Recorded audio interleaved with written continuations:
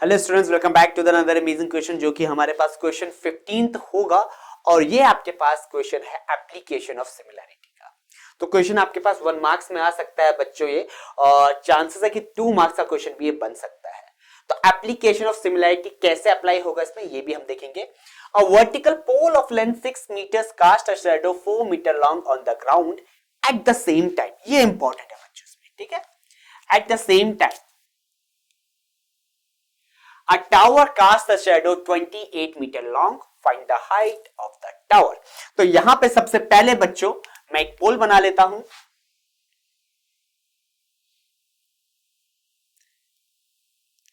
ये पोल हो गया, ओके। ए बी नेम कर लेते हैं और बी सी इसका शेडो हो गया। सिमिलरली यहां पे एक टावर बना लेता हूं, उसका शेडो बना लेता हूं, ठीक है। इसे पी क्यू नेम कर लेते हैं बच्चों, 90 डिग्री। अब आपके पास a tower cast a shadow 28 metre long, ये आर है, ठीक है।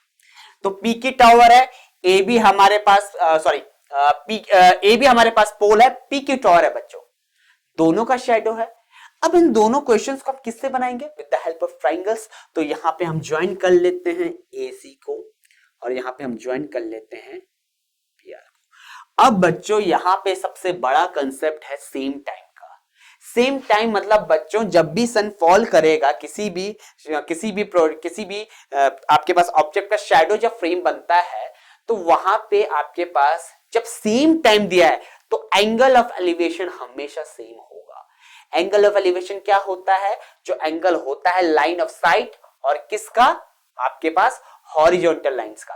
तो यहां पे वो एंगल बनेगा। अगर ये वैल्यू यहां पे थीटा है बच्चों तो ये भी थीटा ही होगा। अब आपको फाइंड किसका करना है? लेंथ आर क्यू का। ए बी का लेंथ दिया हुआ है 6, शैडो का लेंथ दिया है 4। यहां पे आपके पास शैडो का लेंथ दिया है 28 मीटर, पी क्यू का लेंथ दिया है हमें अननोन, एब्सेंट है यहां पे लेंथ, हमें पता ही नहीं है।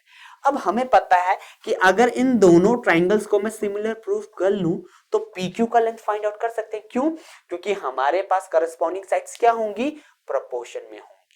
तो वहां से मुझे पी क्यू का लेंथ पता चल सकता है।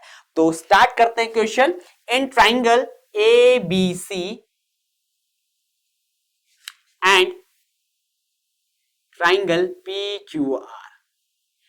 अब हमेशा बच्चों जब भी आपके पास पोल आए, ठीक है, या कोई ऑब्जेक्ट आए जो स्ट्रेट खड़ा है तो आपको 90 डिग्री पे ही उसे एज्यूम करना है। Person standing that's mean 90 degree का एंगल, पोल टावर 90 डिग्री का एंगल। तो यहां पर आप लिख सकते हो angle B is equal to angle Q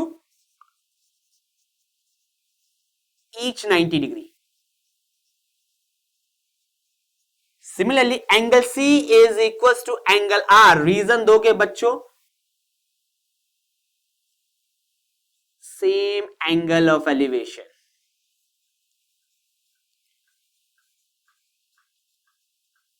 ऐसा क्यों हो रहा है? क्योंकि दोनों की शैडो एक ही टाइम पे बन रही है।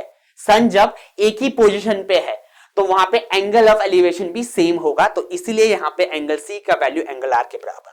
तो आप यहां पे कह सकते हो triangle A B C similar हो जाएगा ट्राइंगल पी क्यू आर के। तो करस्पॉन्डिंग साइड्स प्रोपोर्शन में होंगी।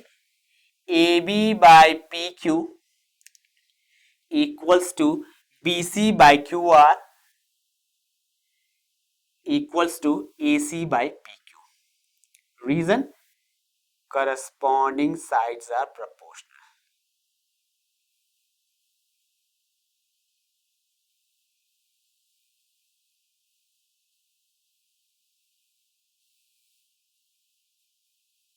Corresponding sides are proportional. तो यहां पे हमें corresponding sides proportional मिल चुकी हैं। ओके, अब वैल्यूज पुट करते हैं। मुझे क्या क्या पता है? ए बी पता है, पी क्यू नहीं पता है, और उसके बाद बी सी पता है, आर क्यू पता है। तो यहां से मुझे रेशियो मिल जाएगा। क्लियर हो गया? मुझे वैल्यू किसका फाइंड करना है? पी क्यू का। तो मैं ये वाला पार्ट यहां से उठा लेता हूं बच्चों। तो ए बी का वैल्यू 6 है, पी क्यू का वैल्यू अननोन है, बीसी का वैल्यू 4 है और क्यू आर का वैल्यू 28 है। क्रॉस मल्टीप्लाई करो बच्चों वैल्यूज को। तो यहां पे 6 इंटू 28 डिवाइडेड बाय 4 आपके पास PQ हो जाएगा। 4 7 28, 42 सेंटीमीटर आपके पास PQ का लेंथ आ गया।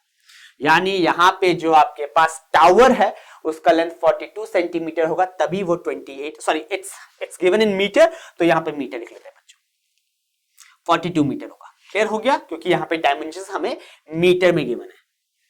आई होप यहां तक सबको क्लियर हो गया क्वेश्चन, कैसे हमने इसे स्टार्ट किया और कैसे हमने इसे एंड किया। अप्रोच सिंपल है, by the help of a similarity of triangles हमने यहां पे करस्पॉन्डिंग साइड्स प्रोपोर्शन में लिखी और उसके बाद वैल्यू फाइंड कर लिया किसका, हाइट ऑफ अ टावर का, जो हमें मिला 42 मीटर्स। तो यही अप्रोच रहेगा बच्चों इस क्वेश्चन को करने का। In case you face any doubts और एनी डिफिकल्टीज तो आप अपने क्वेश्चंस हमें यहाँ पे टाइप कर सकते हो या डायरेक्टली सेंड कर सकते हो इंस्टाग्राम में। अब मूव करते हैं लास्ट क्वेश्चन की तरफ, जो होगा हमारा क्वेश्चन नंबर 16।